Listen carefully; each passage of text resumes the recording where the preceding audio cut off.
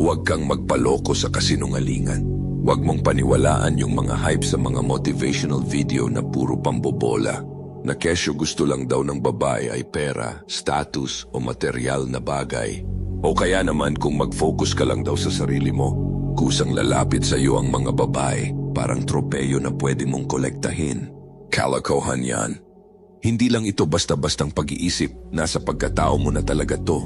Mismo ang lumikha ang nagsabi, hindi mabuting mag-isa ang lalaki. May nakalaan para sa iyo. Isang katuwang, isang reyna, nilikhang maging kasama mo sa laban. Hindi lang siya tagapanood, kundi kakamping. Magpapatalim ng isip mo, magpapalakas ng loob mo, at sasabay sa iyo hanggang marating yung dalawa ang panalo sa buhay. Hindi lang siya basta kasama. Siya yung magtutulak sa iyo para higitan pa ang inaakala mong kaya mo. Pero eto ang totoo, hindi pwedeng kahit sino lang. Ang maling babae, hihilahin ka pababa. Sisirain niya lahat ng pinaghirapan mong buuin. Pero ang tama, itataas ka niya, itcha-challenge ka, gagawin ka niyang mas mabuting lalaki. 1. Hanapin mo muna ang layunin mo. Bago pa pumasok ang babae sa eksena, binigyan na ng Diyos ang lalaki ng unang assignment. Alagaan ang hardin, magtrabaho, sumunod sa Diyos. Ang purpose mo dapat ang una, hindi babae. Isipin mo 2. Hindi agad binigyan ng Diyos ng babae ang lalaki. Ang una niyang ibinigay, layunin, misyon, responsibilidad. Kasi kung hindi mo kayang panindigan ang purpose mo, paano mo pamumunuan ang isang relasyon? Ito ang totoo. Ang babae dumarating pagkatapos ng trabaho, pagkatapos ng pagsunod, pagkatapos ng leadership.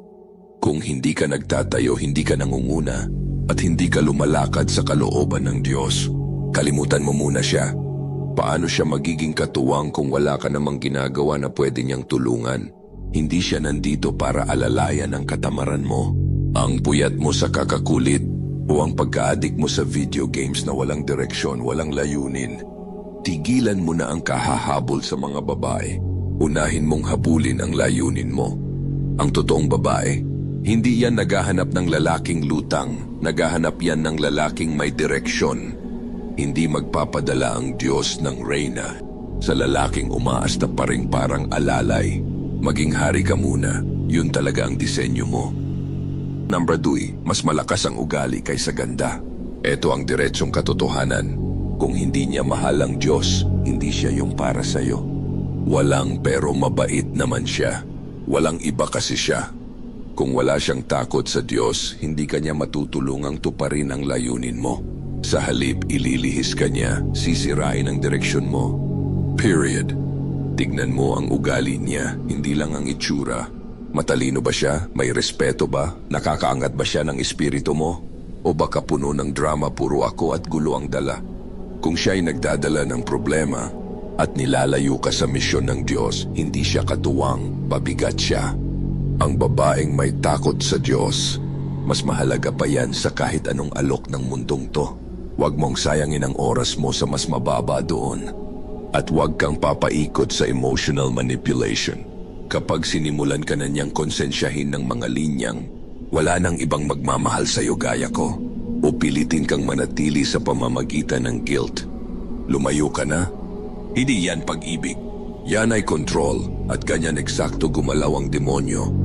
Ang alindog nakakaloko, ang ganda kumukupas. Pero ang babaeng may takot sa Diyos, mas mahalaga pa sa pinakamahal na kayamanan. Ang tamang babae hindi lang bagay sa paningin, bagay sa calling mo. Siya yung nagpapatibay sa iyo, nagpapatalas, nagtutulak para lumago ka. Pero ang maling babae, gigibain niya lahat ng tinatayo ng Diyos sa loob mo. Kung hindi ka niya tinutulungang umahon, ibig sabihin hinihila ka niya pababa. Huwag kang makontento. Huwag kang makipagkompromiso.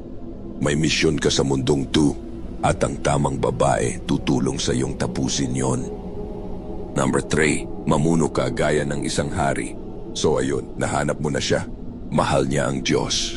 Ang ugali niya tugma sa mga prinsipyo ng langit at swak siya sa mission mo. Pero eto ang masakit na totoo. Dito kadalasang pumapalpak ang mga lalaki. Kapag naging kampante ang lalaki, tigil na rin ang leadership niya. Pinpapasok ang katamaran. Biglang umiikot na lang ang relasyon sa emotion, convenience o kalandian. Pero di yan ang itsura ng relasyong nakasentro sa Diyos.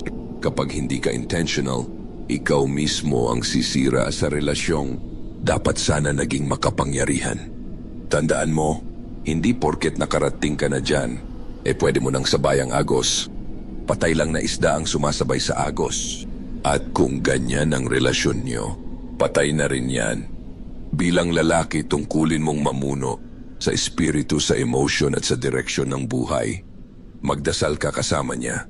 Ipanalangin mo siya. Ikaw ang dapat magtakda ng espiritual na direksyon ng relasyon. Kasi kung hindi mo siya inilalapit kay Kristo, saan mo nga ba talaga siya dinadala? Magtakda ka ng hangganan. Ang tunay na pag-ibig, hindi yan tungkol sa paglalampas ng linya o pagtetest ng limits. Pag-ibig yan kapag pinoprotektahan mo ang banal. Kung ikaw mismo ang nagtutulak sa kanya sa kasalanan, palpak ka hindi lang sa kanya kundi sa Diyos. Ang totoong lalaki hindi nakikipagkompromiso para lang sa pansamantalang sarap. Ang totoong lalaki nagtatayo ng bagay na panghabang buhay. Hindi siya sumusunod sa pamantayan ng mundo, kapit siya sa standard ng Diyos. At kapag nakita yan ng babae sa iyo, mas lalalim ang respeto at pag-ibig niya. Dahil nakita niya ang lalaking kayang harapin ang mundo kasama ang Diyos sa tabi niya. Ang relasyong nakaugat sa Diyos, hindi lang basta nakakasurvive sa bagyo, lalo pang tumitibay dahil dito. Dapat sabay kayong tumatakbo papunta kay Kristo, pinapatalas ang isa't isa at lumalago ng magkasama sa pangunguna mo. Mamuno ka ng may pananampalataya, umasa ka ng may layunin, at igalang mo ang Diyos na nagtagpo sa inyo. 4. Hindi ang pagdududa ang kalaban, ang katotohanan ang susi.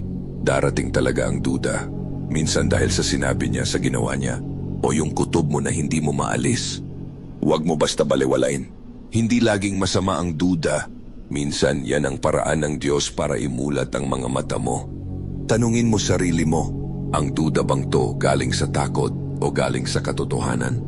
Ang takot, pinagdududa ka sa tama, pero ang katotohanan, binubunyag ang mali. Kung nilalayo ka na niya sa Diyos, o may paulit-ulit siyang gawin na salungat sa disenyo niya, huwag mong balewalain, warning na yan. At eto ang susi, humingi ka ng karunungan sa Diyos. Sabi nga sa salita niya, kapag humingi ka, ibibigay niya ng sagana. Ipagdasal mo ang discernment at huwag kang aasa lang sa emosyon mo dahil hindi yan palaging tama. Ang tamang relasyon, pinapalakas ang pananampalataya mo at ang layunin mo sa buhay. Kaya kung may duda na hindi umaalis, huwag mo idedma. Magdasal, humingi ng karunungan at magtiwala na ang Diyos ang gagabay sa bawat hakbang mo. So, siya na nga ba? Eto ang bottom line. Kung hindi niya mahal ang Diyos, kung ang ugali niya ay salungat sa mga prinsipyo niya, at kung hindi ka niya tinutulungan tuparin ang purpose mo, ang sagot ay hindi, period. Huwag mong sayangin ang oras mo kakapilit sa relasyong hindi naman galing sa Diyos. Ang tamang babae, lalakad yan sa tabi mo habang papalapit kayo kay Kristo. Rerespetuhin ka niya, patatalasin ka at hihilahin ka paakyat. Pero tandaan mo, katuwang siya, hindi siya ang mission mo. Ang calling mo, alagaan ang hardin, pangalagaan ang ipinagkatiwala sa iyo, at sumunod sa Diyos.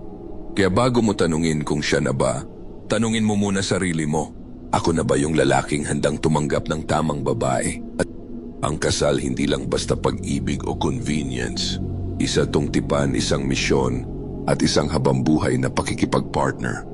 Hindi mo siya pinipili para maging kalaban sa loob ng buhay mo. Pinipili mo siya para makipaglaban sa tabi mo. Para magtayo kayo ng pamana. Para luwalhatiin ang Diyos, magkasama. Kaya kung hindi kayo tumatakbo sa iisang direksyon, hindi siya ang para sa'yo. Kung tumama sa'yo ang mensaheng to, huwag mong sarilin, i-share mo. Ipakita ang suporta sa pamamagitan ng pag-like sa video na to. Huwag kalimutan mag-subscribe para sa mas marami pang unfiltered lessons kagaya nito. Tayo ang Sakdal Laya.